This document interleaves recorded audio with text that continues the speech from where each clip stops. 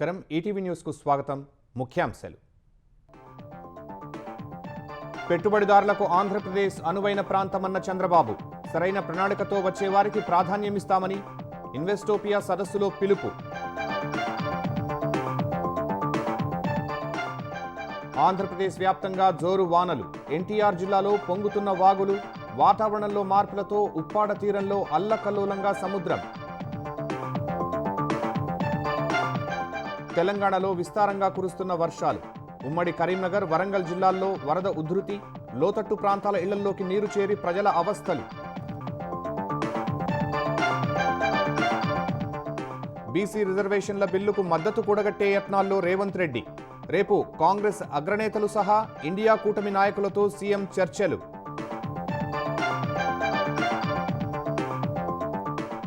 మహాలక్ష్మి ద్వారా 200 కోట్ల ఉచిత ప్రయాణాలు ప్రభుత్వ చర్యలతో ఆర్టీసీ నిలదొక్కుందన్న భట్టి పెద్ద ఎత్తున ఎలక్ట్రిక్ బస్సులు తెస్తామని వెల్లడి ఉపరాష్ట్రపతి ఎన్నిక కసరత్తు ప్రారంభం పార్లమెంటు ఉభయ సభల సభ్యులతో ఎలక్టోరల్ కాలేజీ ఏర్పాటు చేసిన ఈసీ ఈ నెలలోనే ప్రక్రియ పూర్తి ఆస్ట్రేలియాలో భారతీయ విద్యార్థిపై జాత్యాహంకార దాడి ఆలస్యంగా వెలుగులోకి దురాగతం ఓ వ్యక్తిని అదుపులోకి తీసుకున్నట్లు పోలీసులు వెల్లడి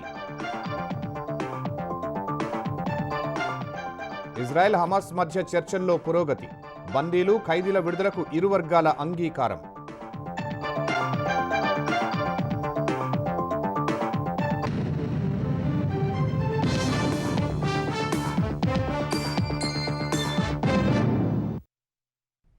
పెట్టుబడిదారులు పెట్టుబడులు పెడితేనే అభివృద్ధితో పాటు ఉపాధి కల్పన సాధ్యమవుతుందని సీఎం చంద్రబాబు అన్నారు. సంపద సృష్టి ద్వారా సంక్షేమ ఫలాలు ప్రజలకు అందాలంటే పెట్టుబడులు తప్పనిసరని పేర్కొన్నారు. పెట్టుబడిదారులకు ఆంధ్రప్రదేశ్ పూర్తిగా అనువైన ప్రాంతమన్న సీఎం అపారమైన అవకాశాలు ప్రయోజనాలు ఉన్నాయని తెలిపారు. సరైన ప్రణాళికతో వచ్చేవారికి ప్రాధాన్యమిచ్చి నిర్దిష్ట సమయంలో పనులు జరిగేలా చూస్తామని హామీ ఇచ్చారు. ఆంధ్రప్రదేశ్కు యూఏఈ పెట్టుబడుల ఆకర్షణే లక్ష్యంగా విజయవాడలో ఇన్వెస్టోపియా గ్లోబల్ ఏపీ సదస్సు నిర్వహించారు. సీఎం చంద్రబాబు ముఖ్య అతిథిగా పాల్గొనగా సదస్సుకు పలు దేశాల ప్రతినిధులు హాజరై పెట్టుబడి అవకాశాలు ఆర్థిక వృద్ధికి సంబంధించిన అంశాలపై చర్చించారు. ఈ సందర్భంగా మాట్లాడిన సీఎం యూఏఈ అభివృద్ధిలో భారత్ భాగస్వామ్యం ఉండటం సంతోషకరమని తెలిపారు. సంక్షోభాలను అవకాశాలుగా మలుచుకుంటేనే అభివృద్ధి సాధ్యమన్న సీఎం నూతనంగా ఆలోచించడం వల్లే కొత్త ఆవిష్కరణలు పుట్టుకొస్తున్నాయని వెల్లడించారు. మొట్టమొదటి హైడ్రోజన్ వ్యాలీగా ఆంధ్రప్రదేశ్ కాబోతున్నట్లు వివరించారు. గ్రీన్ ఎనర్జీలో ఆకాశమే హద్దుగా అవకాశాలున్నాయన్న చంద్రబాబు గూగుల్ త్వరలోనే విశాఖలో అతిపెద్ద డేటా సెంటర్ ఏర్పాటు చేయనుందన్నారు. ఈ ఏడాది $120 బిలియన్ పెట్టుబడులు ఆకర్షిస్తామని సీఎం వివరించారు. ఏపీలో మౌలిక వసతులకు ఎలాంటి కొరత లేదన్న ఆయన పోర్ట్లు ఎయిర్పోర్ట్లు ఉన్నాయని తెలిపారు. నీటి వనరులు సహా వ్యవసాయ రంగంలో ఏపీ అగ్రస్థానంలో ఉందని చంద్రబాబు వివరించారు. Andhra Pradesh I'm assuring all friends here I treat investors are also contributing nation building. If we invest money, then only employment will come. You invest money, then only government will get revenue. Then only I can do welfare programs. Wealth creation, investors' role is very, very important. That's why always I treat investors are partners in progress. We are moving ease of doing business to speed of doing business. Earlier use of doing business we are number one continuously for 5 years. Now we have changed our gear by doing speed of doing business. I am assuring you everything there is a time, within that time it is our responsibility to get it done. We are having all infrastructure. I am assuring you, Andhra Pradesh is the best suitable place for all of you. Andhra Pradesh is having unique advantages. Chandrababu ఓ దార్శనిక నేత అని నిత్యం ప్రజల సంక్షేమం ఉపాధి కల్పన గురించి ఆలోచిస్తారని లూలు ఇంటర్నేషనల్ సంస్థ సీఎండీ యూసుఫ్ అలీ కొనియాడారు. కొన్ని కారణాలతో లూలు మెగా మాల్ నిర్మాణం ఆగిపోయిందన్న ఆయన చంద్రబాబు తిరిగి అధికారంలోకి వచ్చాక తమకు మళ్లీ ధైర్యం వచ్చిందని తెలిపారు. త్వరలోనే మాల్ నిర్మాణం పూర్తి చేస్తామని చెప్పారు. ఔత్సాహిక పారిశ్రామికవేత్తలకు ఆలవాలమైన ఆంధ్రప్రదేశ్కు రావడం సంతోషకరమైన విషయమని యూఏఈ ఆర్థిక పర్యాటక శాఖ మంత్రి అబ్దుల్లా బిన్ తౌకల్ మర్రి అన్నారు. యూఏఈకి ఏపీ నమ్మకమైన భాగస్వామి అన్నారు. చంద్రబాబు జనవరిలో దావోస్లో కలిశారన్న ఆయన సీఎం ఆహ్వానం మేరకు 6 నెలల్లోనే ఏపీకి వచ్చానన్నారు. పారిశ్రామిక పెట్టుబడులకు ఆంధ్రప్రదేశ్ అత్యంత అనువైన ప్రాంతమని మంత్రి టీజీ భరత్ అన్నారు. ఏపీలోని విస్తృతమైన మౌలిక సదుపాయాలను పారిశ్రామికవేత్తలు వినియోగించుకోవాలని పిలుపునిచ్చారు. యూఏఈకి నమ్మకమైన భాగస్వామిగా ఏపీ ఉంటుందని టీజీ భరత్ చెప్పారు. Our policy and incentives for AP is almost 45% to the capital subsidy, and we are doing ease of doing business as number 1 in India as of now, with 21-day end-to-end approval systems are there in place. AP's workforce is one of India's youngest and most technically skilled. We invite UAE businesses to leverage AP's ecosystem, benefit from speed of doing businesses, and co-create next generation agri-food supply chains for mutual food security and prosperity. ఆంధ్రప్రదేశ్లోని పలు జిల్లాల్లో జోరు వానలు పడుతున్నాయి. 2 రోజులుగా కురుస్తున్న భారీ వర్షాలకు ఎన్టీఆర్ జిల్లాలో వాగులు వంకలు పొంగి పొర్లుతున్నాయి. జగ్గయ్యపేట, పెనుగంచిప్రోలు, వత్సవాయి మండలాల్లో వాగులు వంకలు పొంగి రాకపోకలు స్తంభించాయి. రహదారులపై భారీగా వర్షపు నీరు చేరింది. పొలాలు నీట మునిగాయి. పెనుగంచిప్రోలు మండలం ముచ్చింతల, అనిగండ్లపాడు, గుమ్మిడిదూరులో పలు వాగులు పొంగి వరద నీరు పోటెత్తింది. దీంతో పెనుగంచిప్రోలు, అనిగండ్లపాడు మధ్య ఉన్న కూచివాగు కల్వర్టుపై భారీగా వరద చేరి రాకపోకలు నిలిచిపోయాయి. తిరువూరు, గంపలగూడెం వద్ద కట్టలేరు వాగు ఉధృతంగా ప్రవహిస్తుండగా రాకపోకలు నిలిచిపోయాయి. తెలంగాణలో భారీ వర్షాలు కురవడంతో మున్నేరుకు పెద్ద ఎత్తున వరద చేరింది. ఫలితంగా అధికారులు అప్రమత్తమయ్యారు. కాకినాడ జిల్లా కొత్తపల్లి మండలం ఉప్పాడ తీరంలో సముద్రం అల్లకల్లోలంగా మారింది. ఉదయం సముద్రంలో రాకాసి అలలు ఎగసిపడ్డాయి. భారీ కెరటాలతో మాయపట్నం గ్రామాన్ని ముంచెత్తింది. గతంలో రక్షణగా ఉండే జియో ట్యూబ్ కనుమరుగవగా కెరటాలు నేరుగా గ్రామాలపైకి దూసుకొచ్చాయి. సముద్రం వెంబడి ఉన్న గృహాలు నేలకూలాయి. దాదాపు 30 ఇళ్లు సగం మేర కోతకు గురై సముద్ర గర్భంలో కలిసిపోవడానికి సిద్ధంగా ఉన్నాయి. ఇళ్లలోకి సముద్రపు నీరు చేరడం వల్ల స్థానికులు బయటకు రాలేకపోతున్నారు. నిత్యావసరాల కోసం ప్రమాదకర పరిస్థితిలో బయటకు వస్తున్నారు. మాయపట్నంలో సముద్రపు నీటిని వెనక్కి మళ్లించేందుకు అధికారులు రంగంలోకి దిగారు.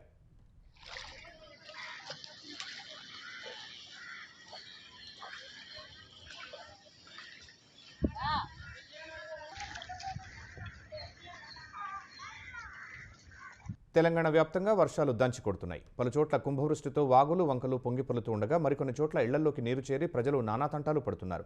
కరీంనగర్లో ఎడతెరిపిలేని వర్షానికి జగిత్యాల రహదారి నీట మునిగి రాకపోకలకు అంతరాయం కలుగుతోంది. వరద నీరు చేరి పలు కాలనీలు జలమయం అయ్యాయి.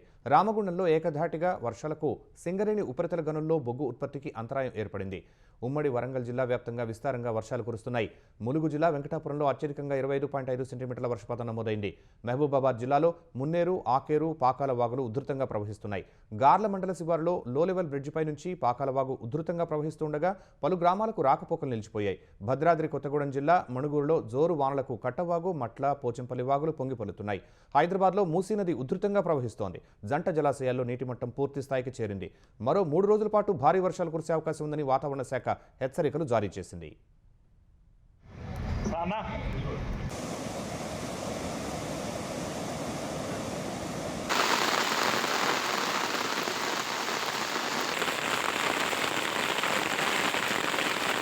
మహాలక్ష్మి పథకం ద్వారా టీజీఎస్ఆర్టీసీ లాభాల్లోకి వచ్చిందని తెలంగాణ ఉప ముఖ్యమంత్రి భట్టి విక్రమార్క అన్నారు.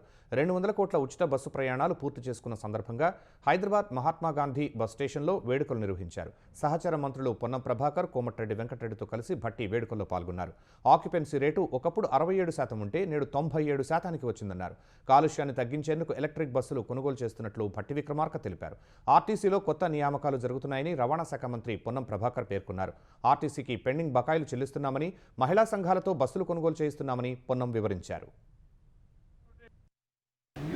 ప్రభుత్వం వచ్చిన తర్వాత మహాలక్ష్మి ఉచిత బస్సు సౌకర్యం మహిళలకు ప్రవేశపెట్టిన తర్వాత ఈరోజు ఆర్టీసీ లాభాల్లో వచ్చి మునిగిపోతున్న పడవగాలికి ఆర్థికంగా బలంగా తయారవుతున్న అతిపెద్ద ప్రభుత్వ రంగ సంస్థ రాష్ట్రానికి సంబంధించి ఇది కేవలం మహాలక్ష్మి ఉచిత ప్రయాణం మహిళల కోసం తీసుకున్నటువంటి పథకం ద్వారానే ఈ ఆర్టీసీ స్థాయికి ఎదిగింది. కొత్తగా అదనంగా అనేక కొత్త బస్సులు కొనుగోలు చేసే స్థాయి కూడా ఈరోజు ఎదిగింది. మహాలక్ష్మి పథకం కింద మహిళలందరికీ కూడా అవ్వగారింటికి వెళ్ళాలన్నా, అత్తగారింటికి పోవాలన్నా, పాఠశాలకు పోవాలన్నా, దవాఖానకు పోవాలన్నా, గుడికి పోవాలన్నా, ఎక్కడికి వెళ్ళాలన్నా ఆర్టీసీ బస్సు చేయెత్తుతేనే గౌరవాన్ని పెంపొందించే విధంగా ఆర్టీసీ బస్సులు మహిళలకు సేవ చేసినాయి. ప్రజల అభిప్రాయంతో, ప్రజల ఆకాంక్షలతోటి, ఆశీర్వచనతోటి ఏర్పడ్డ ప్రజా పాలన ఈరోజు నష్టాల నుంచి దాటి లాభాలలోకి వస్తా ఉన్నది. ఇది 10 సంవత్సరాలు బస్సులు కొనలే, ఇప్పుడు కొత్త బస్సులు కొనుగోలు చేస్తా ఉన్నాం. 10 సంవత్సరాలు రిక్రూట్మెంట్ జరగలే, ఇప్పుడు రిక్రూట్మెంట్ జరుగుతా ఉంది. గత ప్రభుత్వం పెండింగ్ లో పెట్టిన బకాయిలు ఎప్పటికప్పుడు తీర్చే ప్రయత్నం చేస్తూ అనేక సందర్భాల్లో ఇబ్బందులు పడ్డప్పటికీ కూడా వారి సంక్షేమాన్ని ముందుకు తీసుకొని పోతా ఉన్నాం. ఇలా కేంద్ర ఎన్నికల సంఘం ఉపరాష్ట్రపతి ఎన్నిక ప్రక్రియను ప్రారంభించింది. ఉభయ సభలకు చెందిన ఎంపీలతో కూడిన ఎలక్టోరల్ కాలేజీ ఏర్పాటు చేస్తున్నట్లు ఈసీ పేర్కొంది. ఉపరాష్ట్రపతి ఎన్నికకు సంబంధించి రిటర్నింగ్ అధికారి తుది నిర్ణయం తీసుకోనున్నట్లు తెలిపింది. ముందస్తు కార్యక్రమాలు పూర్తయిన తర్వాత సాధ్యమైనంత త్వరగా ఉపరాష్ట్రపతి ఎన్నిక షెడ్యూల్ విడుదల చేయనున్నట్లు ఈసీ వెల్లడించింది. నెల రోజుల్లో ఎన్నిక ప్రక్రియ పూర్తయ్యే అవకాశం ఉందని పార్లమెంట్ వర్గాలు పేర్కొన్నాయి. ఉపరాష్ట్రపతి పదవికి జగదీప్ ధన్ఖడ్ రాజీనామా చేయడంతో ఎన్నిక అనివార్యమైంది. పార్లమెంటు ఉభయ సభలు మూడో రోజు కూడా ఎలాంటి కార్యక్రమాలు చేపట్టకుండానే రేపటికి వాయిదా పడ్డాయి. ఉదయం 11 గంటలకు లోక్సభ ప్రారంభం కాగానే ప్రశ్నోత్తరాల కార్యక్రమాన్ని రద్దు చేసి ఆపరేషన్ సింధూర్తో పాటు బీహార్ ఓటర్ జాబితా సవరణాంశంపై చర్చ జరపాలని ప్రతిపక్షాలు డిమాండ్ చేశాయి. పలువురు విపక్ష సభ్యులు వెల్లోకి దూసుకువెళ్లి నినాదాలు చేశారు. ఈ క్రమంలో స్పీకర్ మధ్యాహ్నం 12 గంటల వరకు సభను వాయిదా వేశారు. తిరిగి సమావేశమైన పరిస్థితిలో మార్పు లేకపోవడంతో మధ్యాహ్నం 2 గంటల వరకు తర్వాత రేపటికి వాయిదా వేశారు. రాజ్యసభలోనూ అదే పరిస్థితి కొనసాగింది. బీహార్లో ఓటర్ జాబితా సవరణాంశంపై చర్చ జరపాలని డిమాండ్ చేస్తూ విపక్ష సభ్యులు సభా కార్యక్రమాలను అడ్డుకున్నారు. ఎగువ సభ కూడా 2 సార్లు వాయిదా తర్వాత రేపటికి వాయిదా పడింది. ఆస్ట్రేలియా ఓ భారతీయ విద్యార్థిపై జరిగిన జాత్యహంకార దాడి ఆలస్యంగా వెలుగులోకి వచ్చింది.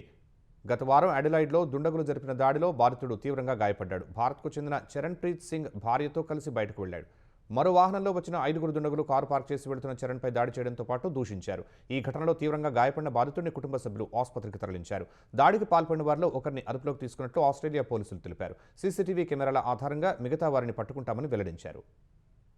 కంచెగచ్చిబౌలి భూముల వ్యవహారంపై విచారణను సుప్రీంకోర్టు ఆగస్టు 13కు వాయిదా వేసింది. కంచెగచ్చిబౌలి భూముల్లో పర్యావరణ పరిరక్షణకు చేపట్టిన చర్యలపై తెలంగాణ ప్రభుత్వం అఫిడవిట్ దాఖలు చేసింది. ఈ అఫిడవిట్పై సమాధానం ఇచ్చేందుకు ప్రతివాదులు సమయం కోరారు. వారి విజ్ఞప్తి మేరకు తదుపరి విచారణను ధర్మాసనం వాయిదా వేసింది. సుప్రీంకోర్టు ఆదేశాల ప్రకారం అన్ని చర్యలు తీసుకుంటున్నట్లు తెలంగాణ ప్రభుత్వం అఫిడవిట్లో పేర్కొంది. కంచెగచ్చిబౌలి భూముల్లో అనుమతులు లేకుండా చెట్లు నరికిన వ్యవహారంపై సుప్రీంకోర్టు సుమోటోగా కేసు నమోదు చేసి విచారణ చేపట్టింది. గత విచారణలో స్టేటస్ రిపోర్టు దాఖలు చేయాలని ధర్మాసనం ఆదేశించింది. సుప్రీంకోర్టు ఆదేశాల మేరకు ఇప్పటివరకు చేపట్టిన చర్యలను అఫిడవిట్ రూపంలో తెలంగాణ ప్రభుత్వం దాఖలు చేసింది. బాపట్ల జిల్లా సంతమాగులూరు మండలం పాతమాగులూరులో జంట హత్యలు కలకలం రేపాయి. పాతమాగులూరులోని ఓ రియల్ ఎస్టేట్ వెంచర్లో తండ్రి కుమారుడి మృతదేహాలను పోలీసులు గుర్తించారు. బెంగళూరుకు చెందిన కె వీరస్వామిరెడ్డి, అతని కుమారుడు కెవి ప్రశాంత్ రెడ్డి నిన్న సాయంత్రం కోర్టు పని మీద నరసరావుపేట వెళ్లారు. ఈ ఉదయం కోర్టుకు బయలుదేరుతున్న క్రమంలో 2 వాహనాల్లో వచ్చిన 6 వ్యక్తులు తండ్రి కుమారుడిని కిడ్నాప్ చేశారు. అక్కడి నుంచి పాతమాగులూరులోని ఓ రియల్ ఎస్టేట్ వెంచర్లోకి తీసుకువెళ్లి ఇద్దరిని హత్య చేసి పరారయ్యారు. రియల్ ఎస్టేట్ వ్యాపారుల మధ్య విభేదాలే హత్యలకు కారణమని పోలీసులు భావిస్తున్నారు. రియల్ ఎస్టేట్ వ్యాపారి మాధవరెడ్డి ఇద్దరిని హత్య చేయించినట్టు అనుమానిస్తున్నారు. నిందితుల కోసం పోలీసులు గాలింపు చేపట్టారు. పల్నాడు జిల్లా సతెనపల్లి మండలం రెంటపాళ్లలో దారుణం జరిగింది. గొర్రెలను తమ పొలంలోకి తోలారనే కారణంతో పొలం యజమాని వల్లెపు రాంబాబు, అతని సోదరులు కాపర్లపై గొడ్డలితో దాడికి పాల్పడ్డారు. ఈ ఘటనలో గొర్రెల కాపర్లు కాటమరాజు, సైదయ్యకు గాయాలయ్యాయి. వారిద్దరిని సత్తెనపల్లి ప్రభుత్వ ఆసుపత్రికి తరలించి చికిత్స అందిస్తున్నారు. బాధితుల ఫిర్యాదు మేరకు సత్తెనపల్లి గ్రామీణ పోలీసులు కేసు నమోదు చేసి దర్యాప్తు చేపట్టారు. అల్లూరి జిల్లా పెదబయల్లోని కేజీబీవీ పాఠశాల కూడలి వద్ద గంజాయి భారీగా పట్టుబడింది. ముందస్తు సమాచారంతో తనిఖీలు చేసిన పోలీసులు 2 కార్లలో 560 కిలోల గంజాయిని స్వాధీనం చేసుకున్నారు. పట్టుకున్న గంజాయి విలువ సుమారు 20 లక్షలుంటుందని అంచనా వేస్తున్నారు. ఒక వ్యక్తిని అరెస్ట్ చేయగా మరో 4 పరారయ్యారు. గంజాయిని ఒడిశా నుంచి ఆంధ్రప్రదేశ్ మీదుగా సోలాపూర్ తరలిస్తూ ఉండగా పట్టుకున్నట్లు పోలీసులు తెలిపారు. సమస్యల పరిష్కారం కోసం విశాఖలోని ఆంధ్ర యూనివర్సిటీ విద్యార్థులు ఆందోళన బాట పట్టారు. మెస్ ఆహారంలో పురుగులు వస్తున్నాయని నిన్న రాత్రి మెయిన్ గేటు వద్ద బైఠాయించారు. పోలీసులు సర్ది చెప్పినా విద్యార్థులు వినలేదు. రాత్రంతా అక్కడే బైఠాయించి నిరసన తెలిపారు. ఈ ఉదయం నుంచి కూడా ఆందోళన చేసిన విద్యార్థులు రిజిస్ట్రార్ కార్యాలయం నుంచి ఆర్ట్స్ క్యాంపస్కు వెళ్లారు. తరగతి గదుల నుంచి విద్యార్థులను బయటకు తీసుకొచ్చి నిరసన తెలిపారు. అనంతరం వీసీ కార్యాలయాన్ని ముట్టడించారు. అన్నంలో పురుగులు వస్తున్నాయని ఎన్నిసార్లు ఫిర్యాదు చేసినా పట్టించుకోవటం లేదని విద్యార్థులు ఆరోపించారు. విద్యార్థులతో మాట్లాడిన ఉపకులపతి రాజశేఖర్ విద్యార్థుల మధ్యలో కూర్చుని సమస్యలు తెలుసుకున్నారు. హాస్టల్ను ఆధునీకరిస్తున్నామని, ఒక్కొక్కటిగా సమస్యలు పరిష్కరిస్తామని విద్యార్థులకు వీసీ హామీ ఇచ్చారు.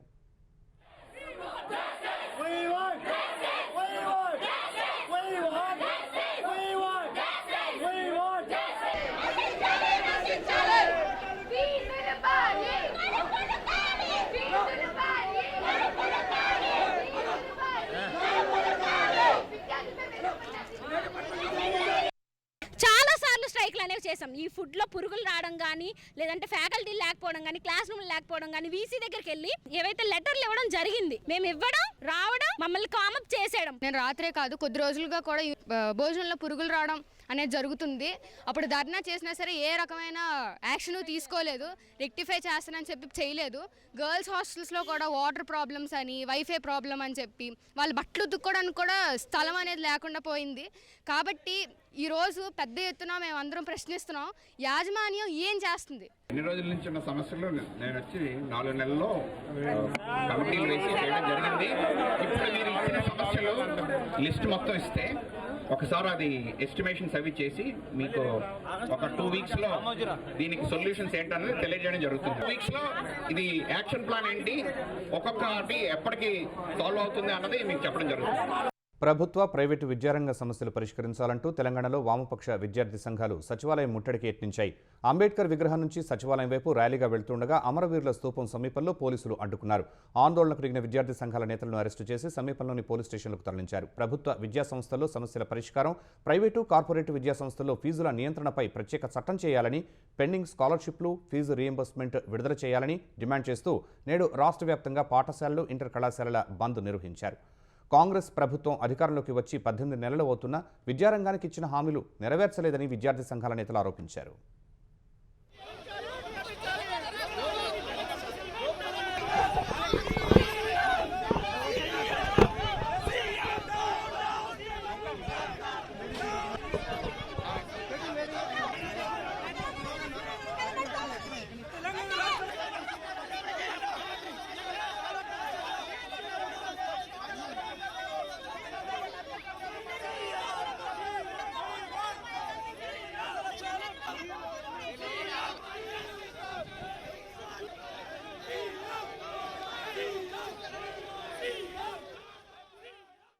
శ్రీశైలం జలాశయానికి వరద ప్రవాహం కొనసాగుతోంది. జూరాల, సుంకేశ్వరం నుంచి శ్రీశైలానికి 1,43,108 క్యూసెక్కులు నీరు చేరుతోంది. శ్రీశైలం అవుట్ఫ్లో 1,14,709 క్యూసెక్కులుగా ఉంది. 2 గేట్లెత్తి దిగువకు నీరు విడుదల చేస్తున్నారు. పోతిరెడ్డిపాడు హెడ్ రెగ్యులేటరీ నుంచి 20,000 క్యూసెక్కులు, ఎడమగట్టు విద్యుత్ కేంద్రం నుంచి 35,315 క్యూసెక్కులు, కుడిగట్టు విద్యుత్ కేంద్రం నుంచి 31,870 క్యూసెక్కులు విడుదల చేస్తున్నారు.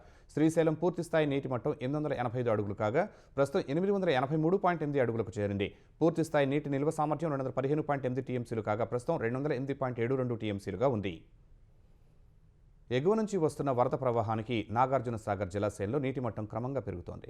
సాగర్ జలాశయం ఇన్ఫ్లో దాదాపు 1,00,000 క్యూసెక్లకు చేరుకుంది. అవుట్ఫ్లో 4,835 క్యూసెక్లుగా ఉంది. ప్రాజెక్టు గరిష్ట నీటి మట్టం 590 అడుగులు కాగా ప్రస్తుతం 572.2 అడుగులకు చేరింది. నాగార్జున సాగర్ ప్రాజెక్టు సామర్థ్యం 312 టీఎంసీలు కాగా ప్రస్తుత నీటి నిల్వ సామర్థ్యం 262 టీఎంసీలుగా ఉంది. సాగర్ అధికారులు ఎప్పటికప్పుడు నీటి మట్టం అంచనాలు నమోదు చేస్తున్నారు. బందీల విడుదల, ఖైదీల అప్పగింత సహా కాల్పుల విరమణ ఒప్పందంపై ఇజ్రాయెల్, హమాస్ మధ్య జరుగుతున్న పరోక్ష చర్చల్లో పురోగతి సాధించినట్లు తెలుస్తోంది. ఈ మేరకు ఇజ్రాయెల్ అధికారిక ఛానల్ ఓ కథనం ప్రసారం చేసింది. ప్రపంచ దేశాల జోక్యంతో ఈ నెల 6న దోహాలో ఇజ్రాయెల్, హమాస్ మధ్య పరోక్ష చర్చలు జరిగాయి. ప్రతిపాదిత 60 రోజుల కాల్పుల విరమణ సమయంలో గాజాలో ఇజ్రాయెల్ సైన్యం ఉండే అంశంపై చర్చ జరిగినట్లు ఇజ్రాయెల్ అధికారిక ఛానల్ పేర్కొంది. దక్షిణ గాజాలోని ఫిలడెల్ఫీ, మొరాగ్ కారిడార్ ప్రాంతాల్లో బఫర్ జోన్ విస్తీర్ణంపై చర్చించినట్లు సమాచారం. ఈ సందర్భంగా ఇరు వర్గాల మధ్య కొన్ని అంశాలపై అంగీకారం కుదిరినట్లు తెలుస్తోంది. మధ్యవర్తిత్వం చేస్తున్న దేశాల సహకారంతో ప్రతిపాదిత కాల్పుల విరమణ ఒప్పందం సిద్ధమైనట్లు తెలిపాయి. ఈ మేరకు 10 మంది బందీల విడుదల, 18 మృతదేహాల అప్పగింత సహా ఇజ్రాయెల్ జైళ్లలో ఉన్న వందలాది పాలస్తీనీయులను విడుదల చేయాల్సి ఉంటుందని సంబంధిత వర్గాలు వెల్లడించాయి. కోవిడ్, గాల్వాన్ ఘర్షణలతో భారత్, చైనా మధ్య దెబ్బతిన్న దౌత్య సంబంధాలు క్రమంగా సాధారణ స్థితికి చేరుతున్నాయి. దాదాపు 3 ఏళ్ల తర్వాత చైనీయులకు టూరిస్టు వీసాల జారీని భారత్ పునః ప్రారంభించనుంది. ఈ నెల 24 నుంచి చైనా పౌరులకు టూరిస్టు వీసాలు మంజూరు చేయనున్నట్లు బీజింగ్లోని భారత రాయబార కార్యాలయం వెల్లడించింది. 2020 ప్రారంభంలో కోవిడ్ కారణంగా చైనాలో చదువుకుంటున్న సుమారు 22,000 మంది భారత విద్యార్థులు స్వదేశానికి వచ్చారు. అనంతరం వారిని భౌతిక తరగతులకు అనుమతించాలని భారత ప్రభుత్వం పలుమార్లు విజ్ఞప్తి చేసినా చైనా స్పందించలేదు. దీంతో ఆ దేశ పౌరులకు జారీ చేసిన టూరిస్టు వీసాలను భారత్ సస్పెండ్ చేసింది. శక్తివంతమైన పాస్పోర్ట్ల జాబితాలో భారత్ మరింత మెరుగుపడింది. గత ఏడాది 85వ స్థానంలో ఉండగా ఈసారి 77వ స్థానానికి చేరుకుంది.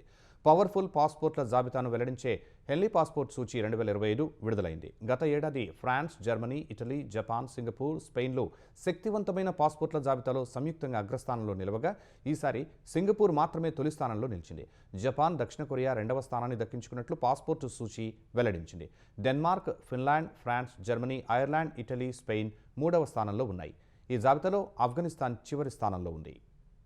సీమాంతర ఉగ్రవాదాన్ని ప్రోత్సహించే దేశాలు భారీ మూల్యం చెల్లించక తప్పదని భారత్ హెచ్చరించింది. పాక్ మత ఛాందసవాదంలో మునిగిపోయి ఉగ్రవాదాన్ని ప్రోత్సహిస్తూ అప్పుల్లో కూరుకుపోయిందని దుయ్యబట్టింది. శాంతియుతంగా వివాదాల పరిష్కారం ద్వారా అంతర్జాతీయ శాంతి భద్రతలను ప్రోత్సహించాలనే అంశంపై ఐక్యరాజ్యసమితి భద్రతా మండలిలో పాక్ అధ్యక్షతన చర్చ జరిగింది. ఈ సందర్భంగా జమ్మూ కశ్మీర్తో పాటు సింధు జలాల అంశాన్ని పాకిస్తాన్ ప్రస్తావించగా భారత శాశ్వత ప్రతినిధి పర్వతనేని హరీష్ గట్టిగా తిప్పికొట్టారు.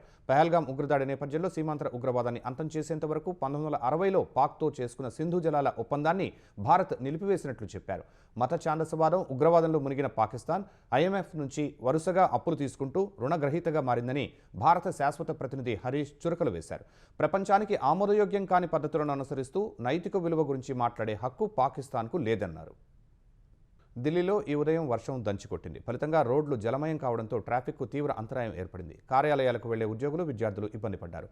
దక్షిణ, ఆగ్నేయ, ఉత్తర Delhi ITO, NH8, Nehru Place తదితర ప్రాంతాల్లో రోడ్లపై వరద నీరు నిలవడంతో ట్రాఫిక్ స్తంభించినట్లు అధికారులు తెలిపారు. ప్రగతి మైదాన్లో 16.6 మిల్లీమీటర్లు, పూసలో 10 మిల్లీమీటర్లు, జనక్పూర్లో 9.5 మిల్లీమీటర్ల వర్షపాతం నమోదైంది. వాతావరణ విభాగం రెడ్, ఆరెంజ్ అలర్ట్ జారీ చేసిన నేపథ్యంలో అధికారులు కీలక సూచన చేశారు. ప్రజలు ఇళ్లలోనే ఉండాలని, అత్యవసరం కాని ప్రయాణాలు మానుకోవడంతో పాటు ట్రాఫిక్ అప్డేట్లు తెలుసుకుంటూ ఉండాలన్నారు. విద్యుత్ స్తంభాలకు దూరంగా ఉండడంతో పాటు చెట్ల కింద ఉండొద్దని అధికారులు సూచించారు. ప్రధానమంత్రి నరేంద్ర మోదీ బ్రిటన్, మాల్దీవులు దేశాల్లో 4 రోజుల పర్యటనకు బయలుదేరారు. ఈ సందర్భంగా 2 దేశాలతో ఉన్న సత్సంబంధాలు మెరుగుపడతాయని ప్రధాని మోదీ విశ్వాసం వ్యక్తం చేశారు. 2 రోజులు బ్రిటన్లో పర్యటించనున్న ప్రధాని ఇరు దేశాల మధ్య వాణిజ్యం, సాంకేతికత, రక్షణ, విద్య, ఆరోగ్యం వంటి రంగాల్లో సంబంధాల పరిధి పెరగనుందని పేర్కొన్నారు. UK ప్రధాని కీర్ స్టార్మర్తో జరగనున్న సమావేశంలో 2 దేశాల ఆర్థిక వృద్ధి, ఉద్యోగాల సృష్టి, ఆర్థిక భాగస్వామ్యం వంటి అంశాలపై చర్చించనున్నట్టు చెప్పారు. ఆ తర్వాత కింగ్ చార్లెస్ IIIతో భేటీ అవుతారు. ఆ తర్వాత అధ్యక్షుడు మొయిజు ఆహ్వానం మేరకు ప్రధాని మోదీ మాల్దీవులకు వెళ్లనున్నారు. ఆ దేశ 60వ స్వాతంత్ర్య దినోత్సవ వేడుకల్లో మోదీ పాల్గొనున్నారు. పాకిస్తాన్కు చెందిన విమానాలు తమ గగనతలాన్ని వినియోగించుకోకుండా విధించిన గడువును భారత్ మరోసారి పొడిగించింది. వచ్చే నెల 24 వరకు పాక్ విమానాలు తమ గగనతలాన్ని వినియోగించుకోవడానికి వీల్లేదని నోటంను జారీ చేసింది. సెక్యూరిటీ ప్రోటోకాల్స్ కారణంగా గగనతల మూసివేతను పొడిగించామని పౌర విమానయాన శాఖ సహాయ మంత్రి మురళీధర్ మహోల్ ఎక్స్లో పోస్ట్ చేశారు. ఈ నిర్ణయం కారణంగా పాక్కు చెందిన విమానాలు, ఆ దేశ సైన్యానికి చెందిన ఫైటర్ జెట్లు, కార్గో విమానాలు భారత్ గగనతలాన్ని వినియోగించుకోవడానికి వీలు ఉండదు. పహల్గాం ఉగ్రదాడి తర్వాత తమ గగనతలాన్ని పాక్ విమానాలు వినియోగించుకోకుండా భారత్ తొలుత ఏప్రిల్ 30న నోటంను జారీ చేసింది. ఆ తర్వాత దాన్ని పొడిగిస్తూ వస్తోంది. భారత్ చర్యకు ప్రతీకారంగా పాకిస్తాన్కు కూడా తమ గగనతలాన్ని మూసివేసింది. వచ్చే నెల 24 వరకు భారత్కు చెందిన విమానాలు తమ గగనతల మీదుగా ప్రయాణించడానికి వీల్లేదని నోటంను జారీ చేసింది. ముఖ్యాంశాలు మరోసారి. పెట్టుబడిదారులకు ఆంధ్రప్రదేశ్ అనువైన ప్రాంతమన్న చంద్రబాబు, సరైన ప్రణాళికతో వచ్చే వారికి ప్రాధాన్యం ఇస్తామని ఇన్వెస్టోపియా సదస్సులో పిలుపు.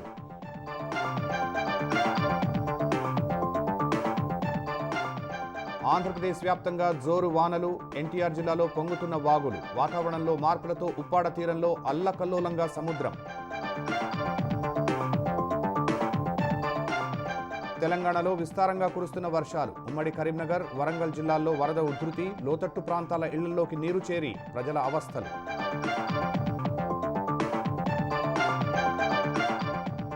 బీసీ రిజర్వేషన్ల బిల్లుకు మద్దతు కూడగట్టే యత్నాల్లో రేవంత్ రెడ్డి. రేపు కాంగ్రెస్ అగ్రనేతలు సహా ఇండియా కూటమి నాయకులతో సీఎం చర్చలు.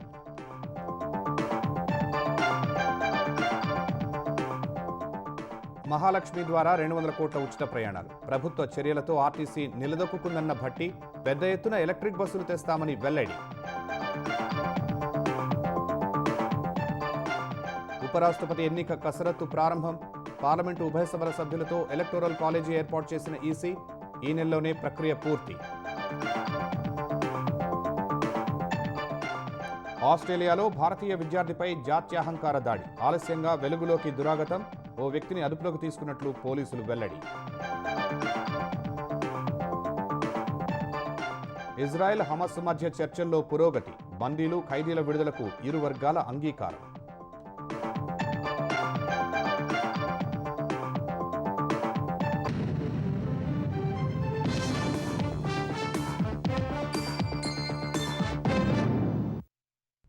ఈటీవీ న్యూస్ సమాప్తం. నమస్కారం.